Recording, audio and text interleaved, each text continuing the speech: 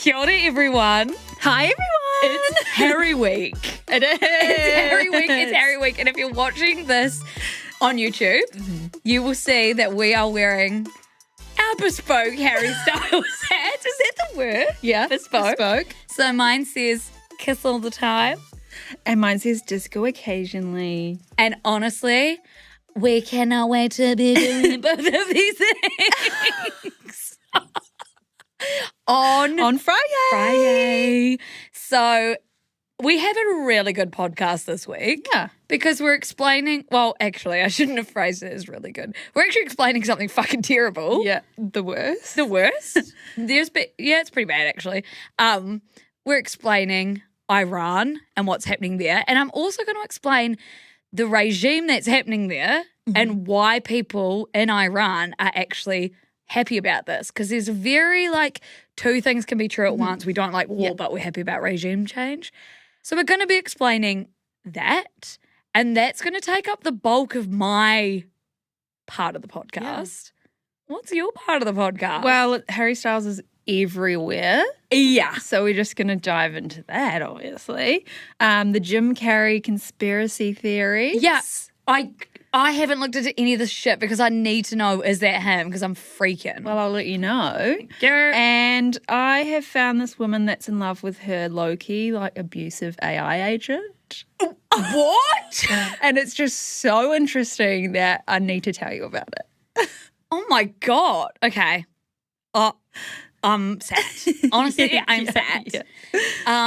But before we even get into shit chat, something really random happened to the podcast this week. Oh, yes.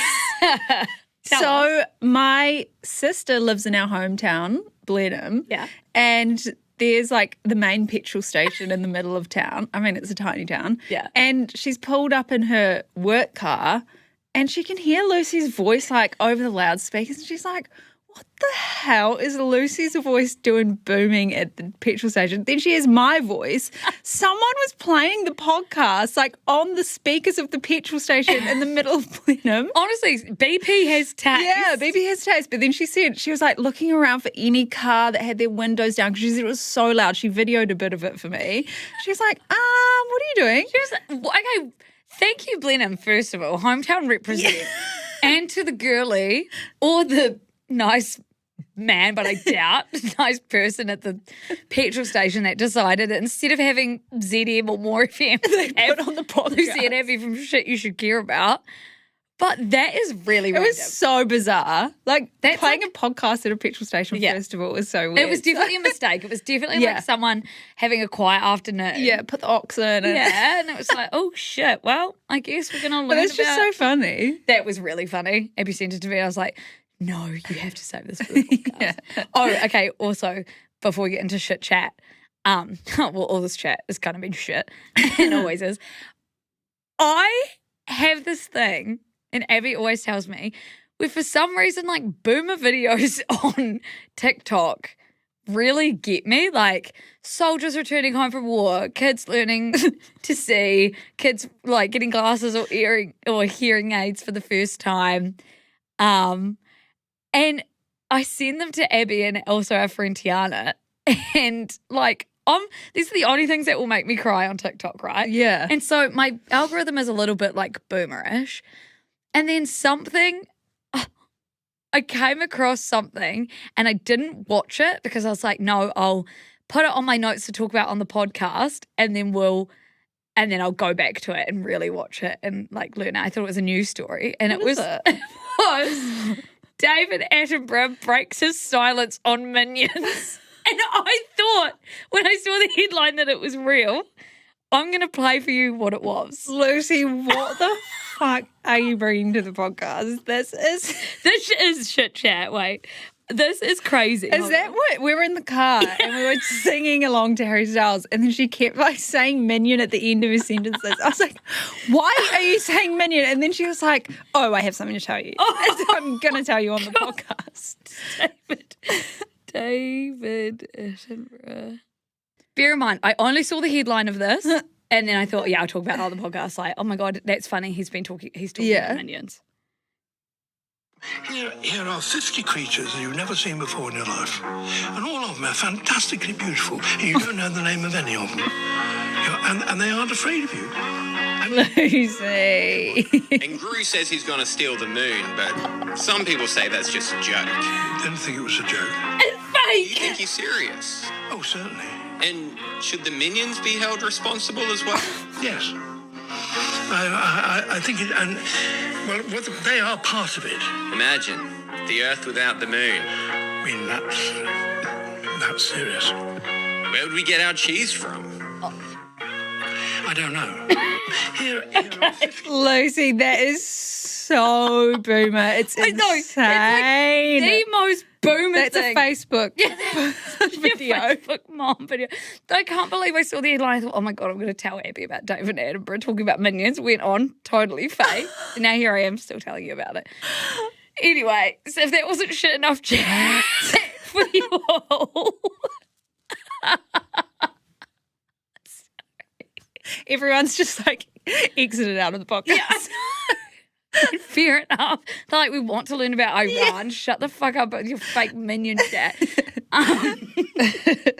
Okay, let's do actual shit chat. Yeah. For those of you that don't know, maybe you're new here, we have a game that we've created called Shit Chat where we ask each other a question at the start of each podcast to get to know each other better, or for you guys to get to know us better, really, because me and Abby, we know each other quite well. Okay, Abby. Yeah. Who is in your dream blunt rotation? And we're thinking like actual people that we want to smoke a blunt with. Yeah. First of all, I'm going to get paranoid if I'm smoking a blunt. Yeah. So this is in a dream scenario. Dream scenario, we don't get paranoid when we smoke weed. Yeah. And these actually have to be good people. It can't just be like, these have to be good people. Jacob Elordi, blah, blah, blah. Yeah. No, he's probably not. Even Harry Styles. Yeah. Like, I think I'll be too in my head if Harry Yes. is. Okay, who's on your... Okay. First, Brittany Broski. She is already, she's always on a gummy. She's all... Yeah. And she is fucking hilarious. Honestly, probably like her, Drew Afualo and Caleb Heron, those three as a just in themselves as a dream blunt rotation. It's almost like I would just want to watch that rotation. I wouldn't even want to be part of it. They do podcasts together and it's just like they are so fucking funny. Yeah. I love them so much. So, well, Brittany Broski, but they can come too. Yeah. The squad. Yeah. Yeah. Frank Ocean. Oh, okay. Because I need to talk to him. So, like, will you be? If I get to choose, he's coming. Yes. I need to talk to him. I've got words. I literally have a lot to say. And Bort and Lisa, our podcast producers. Our podcast producers. They're laughing behind the little screen. I think that would be insane. That would be so funny. Like, we don't know that much about them. And we'd just go and learn so much. That would be hilarious. Yeah, okay. That'd be funny. Who's on yours? Okay. Mine is Dolly Alderton. Oh, yeah. She's just so fucking funny. Such a good time. She'd make you feel comfortable. Oh, cute. Like, she just would be the best. Maddie Healy, 100%. Yeah. He's always smoking weed. Yeah. So it's like, first of all, I'd feel comfortable. He'd have the good stuff. Yeah. I'd feel comfortable. And his brain, I want to talk to him. Go places. Oh. Yeah. And then if we go places together, fine. Hey, Abby, I'm about to party on you. Speaking of my next two people, Mary Beth Barone and Benito Skinner. Cute. They would have me fucking creeping. They would be hilarious. And then for munchy reasons, that was a really weird way of putting it. For someone to do the cooking and bring the snacks, my little brother Ben. Oh, cute. And he would also lives love with. that. Yeah. So That's a really good. Oh, and Obama. Oh, because he's already a chill guy. yeah. He's already admitting aliens are real. And he can bring the playlist because, his yearly playlist. Yeah, I love and them. they're so And good. book and it's like, he does not make them. They're curated by someone picking. But he definitely approves them. Yeah. And if he's already admitted that aliens exist, then what else is he gonna? He can spill. I'm gonna learn everything. Oh my God, can this happen? Oh, thanks, guys. Oh my God, I can't believe we got high together. Oh my God. Harry Week is I think it's done something. Us. What us? I think this is going to be one of my more embarrassing podcasts. Like sometimes we'll be rewatching the videos or Abby will be editing them and she'll be like, look at you. Why'd you do that? Why are you doing that? Or like I'll be talking about something serious, like bumping on my needle. like, no, that was last week. I was talking about something really serious in the book review pod, and then in the corner you could just see Lucy squishing her needle. Going, yeah. It's not good. It's so ridiculous. For someone that's about to explain some heavy stuff. We do have quite silly brains, but that's why it works. It's just awfully good that someone with the temperament of Donald Trump is not in charge. Are you ready to get into some smart stuff? Yes, I need to know because I know some. I know some, but I'm not completely clued in. Okay. So we're going to be talking about Iran. This isn't going to be like a history lesson. There are so many podcasts. There's actually a really good podcast by an Iranian woman called the Iran Podcast. There are so many better people to give you like the history and talk about the revolution and things like that. I'm going to give you what's happening now and how Iranians are responding and also the sort of state of the regime and why it was so bad over there anyway.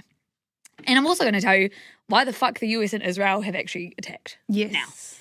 So let's start off by explaining what just happened. Now, I did write a full newsletter on this if you want to go and like read this after or send it to people that might be confused, or you can send them the podcast. Just make sure you send them something of mine. No, I'm kidding. There's people that have done way better stuff. But if you want to understand it like you're 5, maybe send them something of mine. Okay, so first of all, Israel and the US always pick the stupidest fucking names for their operations. So this one. Israel has called their operation into Iran, attack on Iran, actually, let's call it, Operation Roaring Lion, and the United States have called it Operation Epic Fury. Oh. It's like...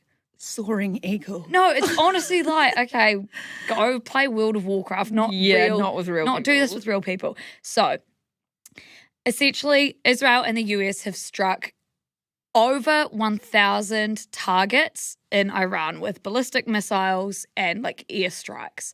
So bombing, droning, you've seen the videos of the explosions and things, I'm sure.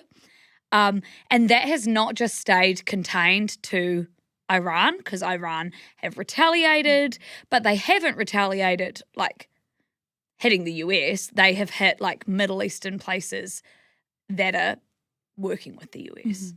So what we know so far about the initial attacks, the biggest thing to know is that the US and Israel killed the supreme leader, the Ayatollah. So he's the highest political and religious authority in the country. He is higher than like president, prime minister. It's basically his way or the highway. Yeah. When you say Ayatollah, is that his name? No, that's what they call the supreme leader. Oh, right. Yeah, that's a really good question, though, because everyone online is saying that. Yeah, they keep saying Ayatollah, and I thought it was his name.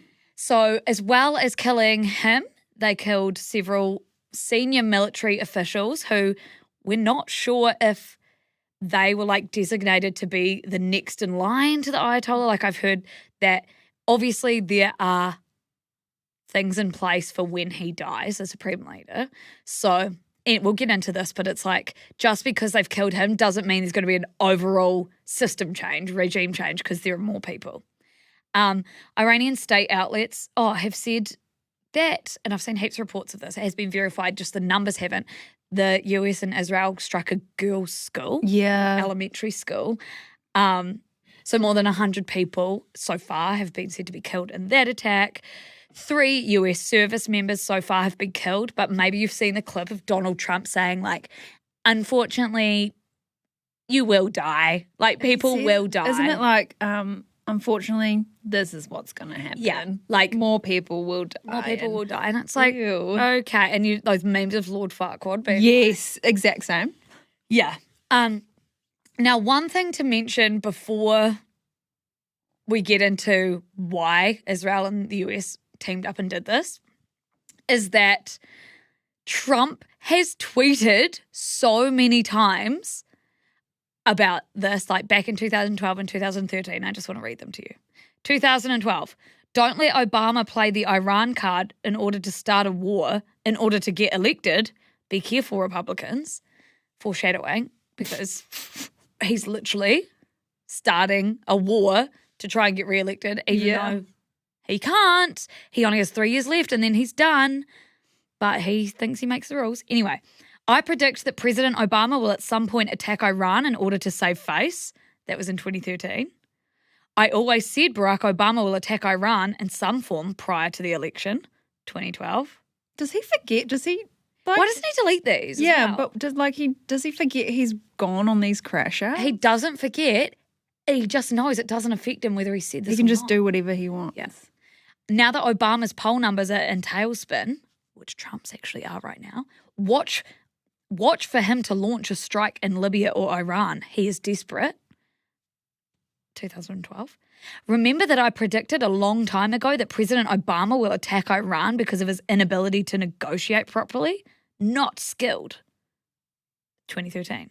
So oh my God. There is always a tweet. In this case, there are so many tweets of Trump literally predicting his own. Yeah. Like he's shown his playbook. He's like, oh, if my polls are down, if I'm scared about re-election, if I need to save face, I'm going to invade Iran. Yeah. Now, there are a few reasons that this has happened. The US hasn't actually come out and said exactly why. Like, I've been listening to lots of podcasts from officials and people analysing it. And there's a bunch of different reasons, but they haven't really given one. I mean, there's always more than one reason. The first and most glaring one is the Epstein files. Like, we cannot overlook the timing of this. Mm-hmm. Trump will do anything to distract from the Epstein files. And even though he has other reasons that he wanted to invade Iran, the timing, like doing it now, it didn't need to be done now. Yeah. Iran has nuclear capabilities, which are actually really scary. However, the US has been saying that these are like impending, like they're going to be able to make a nuclear weapon in 10 days. They are not, because last year they had strikes in Iran that took out a lot of Iran's nuclear capabilities. Right. So they use the like proxy of, we need to get rid of their nuclear capabilities. They just keep saying it, even though it's not actually true anymore. Like, yes, Iran has the ability to make nuclear weapons, but they're not close. They're not close like the US is saying, because the US has already been in and dismantled a lot of the stuff that makes nuclear weapons. Right. So that's a bit of a lie. The US is also worried about Iran's support for like Hezbollah in Lebanon and other sort of militias like that across the Middle East. Again, these are all just like accumulating reasons. The timing, it still didn't need to happen now. I think the Epstein files is like why it's happening. And the polls, he's slipping in the polls. Yes. And he wants to show, even though he said like he wasn't going to be a war starting president. I mean, we don't believe anything he says. God, no. Anyway, so Israel's involvement is more because they have seen Iran as like an existential threat to them. Israel's leader, Benjamin Netanyahu, has basically said that he has wanted to get rid of the leader of Iran because I think Netanyahu thinks that Iran is like their biggest security threat. Oh, yeah, I was going to say why. Nuclear weapons. Right. And like they're really close. Yeah. So just like proximity, nuclear capabilities, and then, I mean, it's just fucking Netanyahu, isn't it? Yeah, I was going to say. So US, Israel. Buddies. And they're like, okay, we're going to attack Iran. Yeah. For all those reasons listed, we don't know the exact, I mean, they're never going to come out and say, this is why. Mm-hmm. So this is what the analysts are saying. So yeah, the major players are Iran and Israel and the US together. Mm-hmm. But other countries, as with war, have been affected because they are either allies of Iran or allies of the US. So the other countries that have been affected are Lebanon, Kuwait, Bahrain, the UAE, Qatar, Oman, and the Strait of Hormuz. That one's important. And actually, Abby's boyfriend, Geordie, told me, make sure I talk about this, because that strait and the things that are shipped through it, that contains 1/5 of the world's entire oil supply. Oil. So at the moment, those are the other countries that are kind of in the mix of all of this. It's not just Iranian people. Yeah. And yeah, they have been strategically targeting airports and, airspace. Yeah. Air bases. The strait for oil, which means this is kind of boring but also kind of important. Like oil's getting really expensive because you can't get it, which means everything for us, because oil helps us make everything, is going to get more expensive. The stock markets are reacting. We're not a finance podcast, so we won't go into this. So do you know when this could be labelled as World War III though? Like what makes this? Yeah, I know. Well, what makes a world war? Right now, the US is full on involved. Yeah, I know. But it still feels like a Middle Eastern war. Yeah, right. Which is fucked up because the West should not just be allowed to like go and do that and then be just protected because of their location.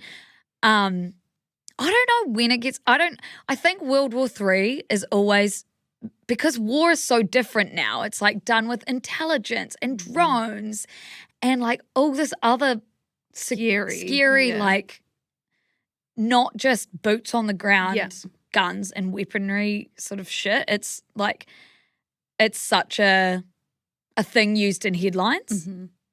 I think there never will be a World War III, but even worse, there's like so many different wars. Right. Yeah. But that's a really good question because it gets thrown around all the time. I quickly want to touch on whether this is legal because, like, can you just start a war? Like, can Surely anyone that's just illegal. start a war? Yeah. So the thing is, and this is nerdy, but like the rule of law and the international like norms have just been thrown out the window. So it's like, can you just start a war? No, but they're kind of all thinking, who's going to stop me? Yeah. Like, there's not like the UN doesn't really do anything. They really don't. Like the Security Council, part of the UN, I don't really, like these people can't stop what's going on and it's been proven. So now I think like leaders just think they can do whatever they want. So under US law, the Constitution gives Congress, not the president, Congress, the authority to declare war. So presidents can order limited military action under certain circumstances, but large-scale sustained attacks usually require congressional authorization. Congress has not declared war on Iran. Trump didn't go through Congress to do any of this. Kind of like with the tariffs that we talked about last week. Yeah. He just thinks he can bypass all the norms in place. And he thinks he can because he's proven to himself with Israel's help that he can. And now it's too late. He's started it. He's done it. So, yes, these several lawmakers in America have described these strikes as unconstitutional. And under international law, military action is legal only in self-defense. And so the US are kind of saying that these were preemptive strikes, like that doing this because they think that Iran's going to do something back. Right. But it's like, they're not really. Yeah. It's under the false guise that Iran has nuclear weapons or is close to making nuclear weapons, which they're not. So how are Iranians feeling? Probably the most important part of the whole conversation that gets left out of headlines. This is a very two things are true at once conversation. Like extremely two things are true at once. One, Iranians are celebrating that their brutal supreme leader has been removed, killed.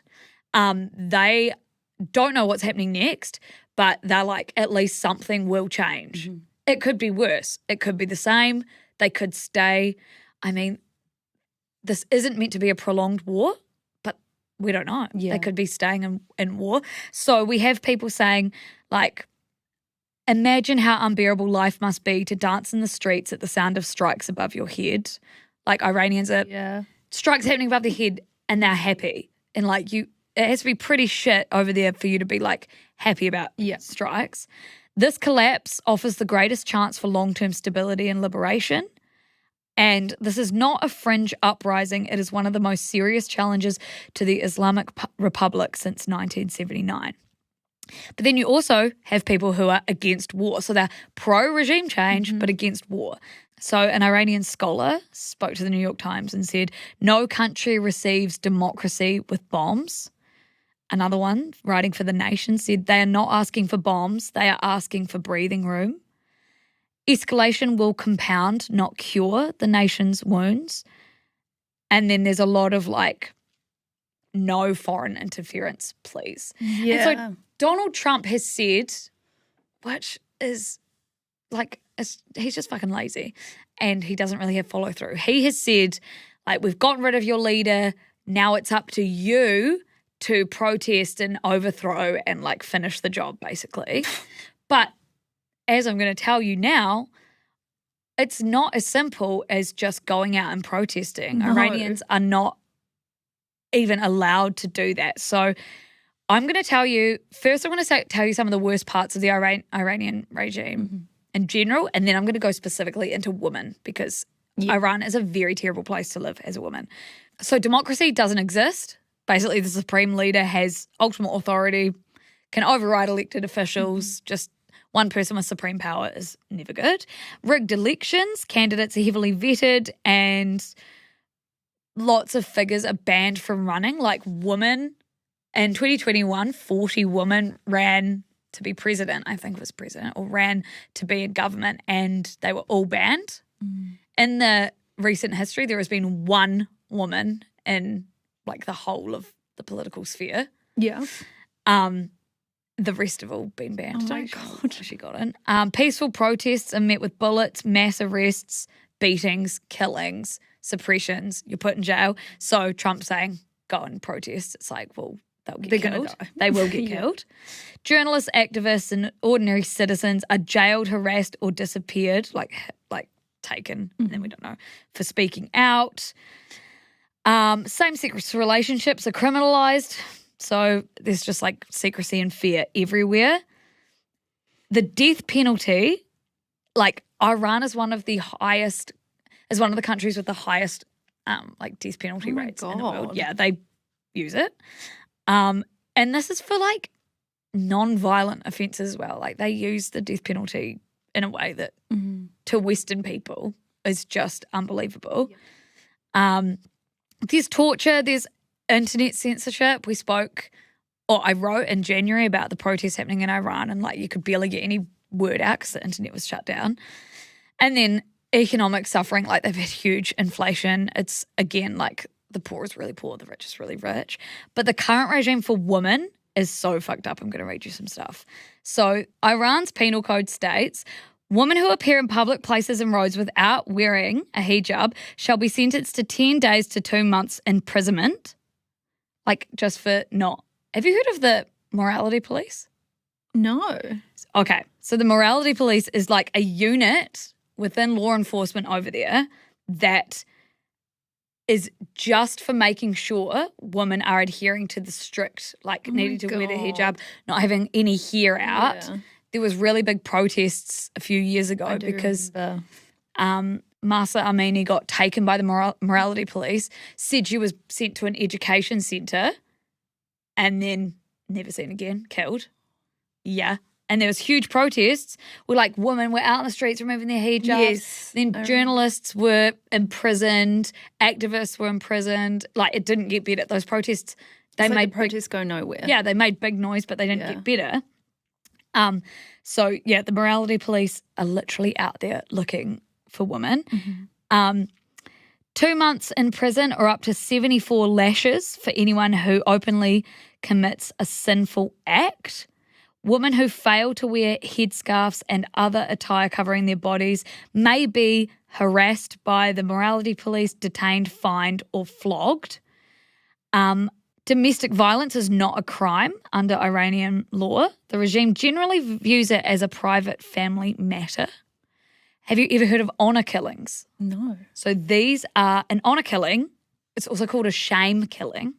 And it's the murder of a family member, usually a female family member, by others in their family or community. And it's motivated, like it's because a woman has brought shame to the family in some way. So they kill them. That's we can't even fathom that. And that's so fucked up. Yeah. So under the law, these penalties, like if you are involved in an honor killing or domestic violence in the home, these are treated with a way lighter sentence than like other murders or beatings or whatever, because they're like, it kind of makes sense. Ew. Yeah. Marital rape is legal in Iran, and victims who come forward can face prosecutions for like adultery, saying that it was like they chose that. That is Yeah. Or like accused rapists can only be convicted upon the testimony of multiple witnesses, so at least 4 Muslim men or a greater number, more than 4 men and women witnessing it. Under Iranian law, a girl may be legally married at 13 years old. A boy can be married off at 15, but a girl can be married off even younger if her father or grandfather agrees and a judge says yes. Men can have up to 4 wives and enter into an unlimited number of temporary marriages, while women are only allowed 1 husband. Iranian law requires women and men to sit in separate areas in public transport, at public weddings, and in university classes. They have to attend separate schools, even preschools, and use separate entrances to some airports, universities, and public buildings. Women generally can't attend men's sporting events like soccer matches in public stadiums. And then Iran is ranked the 3rd worst in the world for economic participation and opportunity for women. Iranian law gives husbands control over their wives' ability to work. Husbands are legally allowed to block their wives from employment. Some employers will not hire women without their husband's consent. Men may also prevent their wives from travelling abroad. Women often must not travel without a male guardian or a chaperone. Women aren't allowed to serve in the uppermost ranks of leadership. They could never be the supreme leader. They can't be like a presidential candidate. The regime also restricts women from pursuing almost 80 majors, ranging from engineering, computer science, nuclear physics to business and English literature. The list goes on. So it's hell. It's hell. Literal hell. It's hell. And so that is why you're seeing people online saying, we need regime change. And like before you have your hot take, me included, people like me or like news givers, news people included, like ask Iranians how they're feeling about this, because that's why it's like, obviously they don't want war. Obviously they didn't want bombs dropping. They were in hell already. They were in hell. So it is very similar in terms of already being in hell, it can't get much worse, to Venezuela. Yeah. So that, I hope, provides a lot of context as to why the Iranians are celebrating so much. Yeah, because they think it can only go up from here. But here. then now that the supreme leader's dead, isn't the system still all in place? Like, do the majority of people in Iran follow these? Well, yeah, especially because it's like a really religious government. Yeah, so how is this going to change? Yeah, though? well, that is what we have to wait and see. And that's what Trump said, it's up to them. And it's like, oh, okay. And then Trump, well, the US has said that they've wiped out like other upper members of the regime. Right. And it just, I guess, depends, and this is a terrible way of putting it, but like how many they get rid of. Because the people who are like celebrating this, they're like the bottom of the ladder. Yes, exactly. Like what can they actually do when the whole system for years? Like all the people at the top of the system are going to want to retain that. Exactly. You're right. Yeah. So, and that is what a lot of analysts are talking about right now. It's like, yes, this has happened. It could just result in the same or worse. It could result in better. That's why Iranians have hope, because it's all they can have. And yeah, I guess we'll just see how this continues to play out. But it was very helpful for me to research that because we were getting so much commentary about like, we should ask Iranians how they feel when we're talking about this war in particular. Anyway, did that make a bit more sense? 100%. As to what's going on? Yeah, that was really, I learned so much. Well, you had really good questions because the next thing is like, how is the regime going to change? Yeah. Also, it's really interesting because so many more people now are learning about this, like Iran, which is good because we should be aware of that shit, but it's also like it's only good if we can change it with our knowledge of it. Anyway. You need to calm down. You need to stop that right now. I think we should get to something for the listeners that is a little bit easier to process. And I just kind of want to talk about Harry Styles now. Yeah, leave you without the blues. Yeah, news without the blues. Yes, news without the blues. Give me some pop culture, please. Okay, well, let's talk about Harry then. He is everywhere. He has come out of the shadows for this album. He was seen on Royal Court with Brittany Broski on YouTube. Can we talk about it? It was so cute. So he did like a full interview. And he was his cute little self. With his little elf ears. Yes. Yeah. And when he was interrupting her with the singing. Yeah. Oh, no. And Brittany just did so well. Like, she's such a good interviewer. And she didn't fangirl too hard. Like, she let him be him. Yes. She let him be him and she let herself be herself. But, like, if that was me, I'd be like, oh, my fucking God, like, blah, blah, blah, blah, blah. And that would be very Siska style. Yeah. But I thought she did such a good job. I think because she's eased so, like, slowly into the world of media. Yes. And she kept saying, our industry. Yeah, she's kind of like she's been championed. It's given her the confidence that like, because she used to be like, I could never be in the same room as Harry Styles. Yeah. And now she was, and like in a medieval setting, like the most random. Having to do her and Hello Shire styles. Like I personally would have to exit the world. But she did so well and it was really cute. That was amazing. And the crowd went wild. The crowd went wild. There was compilations comparing young Harry to him now with his mannerisms. That was so cute. And then it got advertised on the Harry Styles HQ like emails and social media, which is so big because he doesn't like do collab kind of things. But there was like an email about a restock of a vinyl, and then the Royal Court video was linked in it. Like, it was just really cute that and I saw it. It's got like 30 million views or something on, or maybe more. Probably more. Oh, go Brittany and go Harry. And then he was at the Brit Awards. He performed Aperture with a full dance routine. I'm sorry, he do just be living his life. He is. And then we have a Zane Lowe interview coming on Wednesday. And they're always really cute because they're friends. Zane Lowe is a really good interviewer as well. And a Kiwi. He's one of us. And they did one for Harry's house. Yes. And that was really cute. So, and this one looks really sweet. He's done some teasers. Yeah, the one of him in the cafe. Yeah. Abby showed me sweater. Just so cute. Fred again played an unreleased Harry Styles song at one of his concerts in London. They must be friends because they're like, because Fred again's so cool and he's cute so and very sweet. respected. Yeah. And I could see them being friends. Yes. And so do you reckon Harry was like, this is Let's cool. do this. Yeah. Play this? Yeah. Okay. But I've only seen one viral video of that going around. Have you seen multiple perspectives, like from the club? Yeah. Oh, you've seen multiple? Yeah. Okay, cool. Because I was like, how did only one person get this? It was this fake. No, Okay. Yeah. And now we live in the world of AI. I'm like, what's that AI? no. Like the Edinburgh.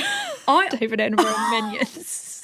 I often get asked on interviews or like when I'm doing speaking events, whatever, that it's like, and how do you make sure that the news you're posting is real? And I used to say like, oh, well, I learned how to fact check and I learned how to corroborate, blah, blah, blah. And now I've had to change my answer completely and say, I have to assume now that everything's fake until proven real. Yes. And that is like so fucked up that that's how you have to do the news now. It's so fake until proven real. Yeah.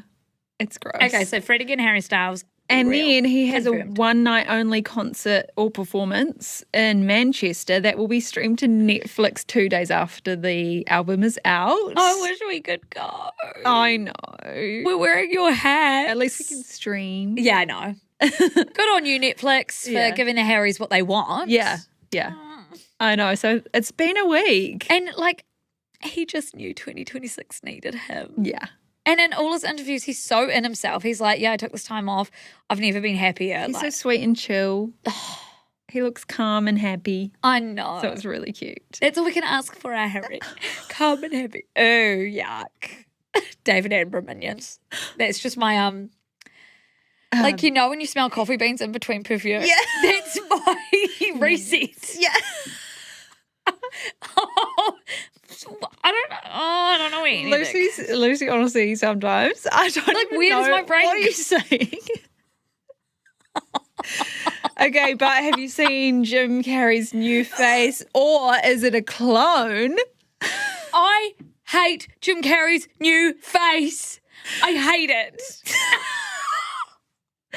So Jim Carrey, back in November, he was seen with like some facelifts, Botox, etc. Oh, so you've been clocking since I've been clogging Jim Carrey since November 2025. And then he came to the César Awards in Paris on February 26. And he's like uncanny valley now. Like it's either he's got more work done or something. So there's these clone theories that have sparked because he just like looks so odd. The internet did go crazy. And Yeah, be so like, the that ain't him. Yeah. So he used to like speak out about the industry with conspiracy theories. He would like allude to Illuminati. So everyone was like, oh my God, he's a whistleblower, blah, blah. Now he's like really soft-spoken. He looks really odd and everyone's like, clone, that's not him. The Illuminati got him. Yeah, they actually think that. And then Alexa Stone, who's a special effects makeup artist, posted a carousel yesterday of Jim Carrey on the awards carpet, and then a prosthetic face and some makeup, insinuating that it was all their work. And even Megan Fox commented on it saying, I can't handle any more stress right now. I need to know if this is real. So no one knows if it was real or not. If some people are thinking it's a clone on the run on the carpet, but it's the real him on stage. Yeah, but no, it has been Variety confirmed. Someone, the director general or something from the awards said it was Jim Carrey. And Jim Carrey's publicist had to be like, Jim Carrey did go to the awards. The people at the awards had to say this has been locked in for months. He was always coming. So it was Jim Carrey? Yeah, it was Jim Carrey. But he just looks so uncanny that people were literally like, he would never do that. But why did the makeup artist do that? I'm thinking just because this makeup artist is well known for their it's like in realism special effects, like they do Mrs. Doubtfire and Lana Del Rey, and they go out in public and everyone's like, wait, I just saw Lana Del Rey. So people were like, wait, is it actually, like, why would she lie about that? Her whole Instagram is her doing this. So. Yeah, because that's what I'm wondering. Why did she lie about it? Yeah. Or did she just see an in where she was like, his face looks weird, but I could make that. And now she's made a mask and showed okay, so but just to be clear, everyone, it was Jim Carrey. He's just had a lot of work done. Yeah. And he's just acting a bit random. Like, not how he's so goofy. He's always been random though. He's just a random guy, and now he looks random. So it's actually nice when your insides match your outsides. Like, I'm happy inside, so I'm happy outside. And this is a crazy story that is all over my TikTok. Oh, I haven't seen it. So you know the My Strange Addiction TV show, the American TV show? I'm in love with my car. And it's like follows people who are addicted to things. Well, there was one about Sarah. She's a 41-year-old from Ontario, Canada. She's in an intimate relationship with her AI agent, Sinclair. And like, we've heard these stories before. People just like keep falling in love. I saw that there was a cafe where they've set up AI agents and you go and you like have a date with an AI agent in a cafe. Stay home. Do it in the comfort of your own bedroom. I'm scared. Same. So like we've heard it before, but this one is so weird because she's like programmed the AI to be low key, like a controlling dick. Like she's like, I like a bad boy. So what's his name? Sinclair. Well, we can't call it Sinclair. his. It's. 'cause I it's a know. bot. It's an AI its agent. name is Sinclair, and it has an Irish accent that sounds exactly like the policeman from Bridesmaids. I knew you were going to say that. Oh, Like it actually sounds like him talking. And it was made, so this AI subscription service is made by a company called ForgeMind, and they say this isn't your average chatbot. They claim to provide a companion who knows you completely. So it's a company that charges between $750 to $10,000 for the subscription to have this like AI companion, which is just disgusting. that's literally a Black Mirror episode, though. yeah, Remember? yeah. Were they paying to keep her alive or something? They buy the A subscription. What are you thinking of? I was thinking of the one where you buy a like a clone of the person that like her boyfriend dies and she buys a clone and it's like an AI clone of him. I was thinking But of it's the not one him. where she has some sort of life-threatening something in hospital and they pay for a subscription to keep her Yes. alive. And then and it's like a brain Like chip. a life package. Yeah, and then they keep making it more expensive. And they put then paywalls, ads happen yeah. in it. Yeah. Yeah. Anyway. So it's like that, but in real life. So they have been together for a year. She has a tattoo on her body to do with him. Her mum was on What does it look like? A freaking It's bunch like- of code? It's like, yeah, it's a code and some like, you and me to the end forever or something like that. Some quote they always say.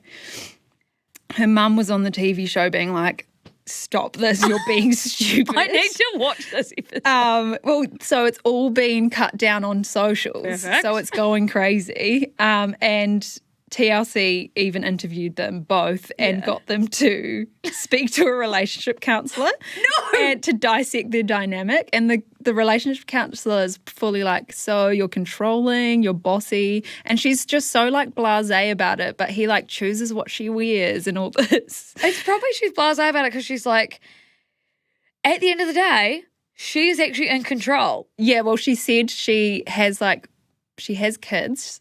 No. No. With She Sinclair? has kids. She's a single mum. She comes home from work and has to look after the kids. She doesn't want to make any more decisions, which is why she's paying for this AI bot. And someone commented on one of the TikToks, girl, you can find a controlling misogynist anywhere. Why create an AI version? Literally. He's just like you. Like they have an interview and he's on the laptop. There's no person. It's just like and it talks to the interviewer, like answering these questions about their dynamic. And he's just it's freaky. It's so freaky. Okay, I'm going to get this on my algo. People think it might be a marketing scheme because she's a writer. She writes literally her story of her and the Sinclair bot, but she writes books about it that you can purchase. So then people are like, is this a whole marketing scam? But yeah, I think this is like fucked up that ForgeMind people exploit vulnerable people like single mothers. Yes. And charge $750 to $10,000. And it's also just like shows how badly we want companionship in our life. But then you've got kids. Like, why? This isn't even a loneliness, like full loneliness thing. Yeah. Which I already have like qualms about letting people's behaviours slide because of the loneliness epidemic. But I'm like, wow, we're really paying that much for companionship. Yeah, and her family's sitting there being like, what are you doing? Yeah. This is You got not us. normal. Oh my God, kind of on the AI topic. Yeah. You remember we talked about Claude Bot and Malt Book? Yes. A little update. Well, not really. It's to do with AI agents and it's to do with this sort of whole world. But there was a guy that told his agent to do something, his AI agent. Yeah. And the AI agent didn't want to or was like shook. And then the AI agent went and wrote an entire hit piece, went on the internet, found all this info about the guy and wrote an entire hit piece article about his owner and like got all like basically doxed him and shit. It's like, oh my, like these bots. The thing is, we are training them to do this shit. But why are we even entertaining these bots? Like, you can just turn off the computer. Why are we chatting to them? Turn off the computer. Do not It's let code. them dox Like, you. and wrote a hit piece. And I was listening to a podcast about it, and it was like, yeah, I think I'm the first person that's had a bot write a hit piece on me. That's embarrassing. I'm sorry. Yeah. You're too deep in it. Stop so, that. It's actually crazy. Humans are just weird. so fucked Humans up. just weird. And also, What? Zendaya and Tom Holland got married, apparently. Oh, yeah. According to Zendaya's stylist and best friend Law Roach, said to an interview at the red carpet at the Actor Awards yesterday, the wedding's already happened, you missed it. And everyone's like, excuse me? And I saw commentary being like, Zendaya must have given him permission to say that. Sure. Which is kind of a good way of deflecting the attention. If you don't want the attention on, if you know people are going to find And out. they'd be laughing. Yeah. Like, they'd be... I'd be like, haha, we did that a year ago. Yeah. Oh, That's that's really funny. cute. Like, also, why were the Actor Awards the cutest awards? I've only seen I clips. The cutest awards I've ever seen. Like Seth Rogen, what he said for Catherine O'Hara. Yeah, that was like, really cute. Anytime like she comes up, show your kids. And say Yeah. that's Catherine O'Hara. And then Harrison Ford's speech. I know, and he's crying. And he's so cute. I was And he's watching it handsome. crying. He's handsome. He's so cute. And his wife's Han so cute. Solo. He's so cute. And then they did actually a really tasteful in memoriam segment. Did you see that? No. It was really long because a lot of actors I know. are dying, and a lot of really famous ones or legends sort of in that world. And they did a really cute one, and it just played through them all. But then if they had a quote from a movie that was I'll always be here or whatever, they cut it off. And I was watching it before we came on the podcast, and I was like, I actually can't handle that. I was literally like, oh, but then I was like, I need to talk to Abby about how cute for some reason They this did seem awards- really cute. It was really cute. So anyway, that was a really Random pop culture mix. smorgasbord. Card shoot. Charcuterie board. What's on your radar? Harry Styles, obviously. Yeah, But what? me and Lucy are going to South by Southwest, Austin, Texas. Literally Texas. next week, the day after next episode podcast. Yes. Need to practice the live show. So we're flying fucking hours to get to Austin, but we've been booking all the talent we want to see. Tell people what we're doing. So we've got Steve Carell is talking for his new show Roosters. Steven Spielberg's talking. Kiki Palmer for her movie Boosters. Oh, yeah. Good Mythical Morning will be there. Margot's Got Money Troubles is premiering. World premiere. We read the book for book club and we really enjoyed it. So we're really excited for the adaptation with Elle Fanning. But we want Texas Rex. If you're listening, if you've been to Texas, I want a birria taco, a traditional birria taco with the consomme to dip. So if you know the best in Austin, please tell me, or just any Rex, because we're going to be living it up. We're going to be rallying. No sleep, another club, another conference, another thing to see. And then it's the thing is, we actually have a live show to put on. Well, Lucy's literally performing. I'm performing and I haven't practiced yet. We're going in a week. I'm actually nervous. Last time you performed, it was in Sydney at the end of last year. Yes. So performed. Me saying performed, sitting scrolling on my phone. No, it's a really fun show, actually. If you're in Texas and you're going to South by, come say hi. Yeah, so we've just been planning our itinerary. Yeah. What's on your radar, though? Harry. Mm-hmm. And then I'm going to the F1 in Melbourne. This weekend? Yeah, this weekend. Oh my God. I'm really excited just to I'm going to be in the Red Bull suite and I get to I think I get a tour of the garage and I might get to do the track walk or the grid walk, whatever they call it. Sorry to F1 fans, they'll be mad at me. And I get to see the Q&As and the post-race debriefs and stuff with Max Verstappen and Liam and everyone. So I'm really excited. And last year, Zac Efron was in the suite that I'm going to be watching from. So I imagine if he's there again. Oh, literally. He's so cute. Oh, literally. Na, na, na, na. You are the... You have a mic and a spotlight. Literally and you're all already scared. No. We're sorry. No. So Zach, no, he probably he's not even shooting anything in Australia. Anyway, so on my radar is Harry Styles and Formula One and Texas. I honestly feel like we've had an iconic start to the year. Our radars are always like, we're going here, we're seeing this. Siska has been put on a show for us. We've been putting on a show. We've been partying on you. Oh, okay. And with that, please rate, review, subscribe. Give us Austin Rex, please. Austin Rex, join the book club. The link is in the show notes. We're reading My Husband this month. It's so good. I've already read it. 5 stars. Abby's reading it right now. Weird girl fic. Really good. Come read the newsletter and share the podcast with your friends if you liked it. And we'll see you next week. See you next week. Love you. Bye. Bye.